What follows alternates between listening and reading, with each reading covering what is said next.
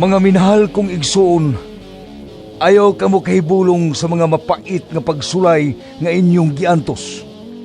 Ayaw kini isipa nga talagsaong butang nga nahitabo kaninyo. Paglipay hinuon nga nakaambit kamo sa mga pag-antos ni Kristo aron magmalipayon kamo inigpadayag na sa iyang himaya.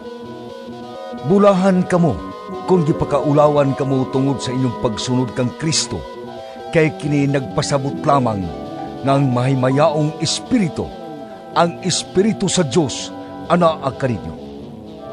Kinahanglan nga walay usa kaninyo nga mag-antos tungod kay siya mamumuno o kawatan o malapason sa balaod o hinabtanon sa uban.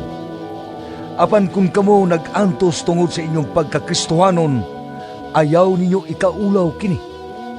Pasalamati hinuon ninyo ang Diyos nga kamo mga Kristohanon.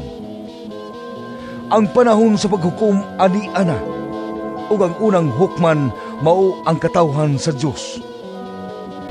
Ug kung kita ang unang hukman, unsa ka ang dangatan ni atong wala mutuo sa maayong balita nga gikan sa Diyos?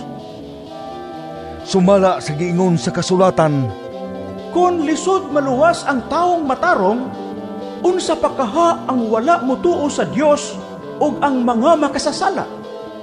busa, kadtong nag-antos sumala sa kabubuton sa Diyos. Kinahanglan magbuhat sa maayo ug magtugyan sa ilang kaugalingon ngadto sa ilang magbubuhat nga matinumanon sa iyang saad.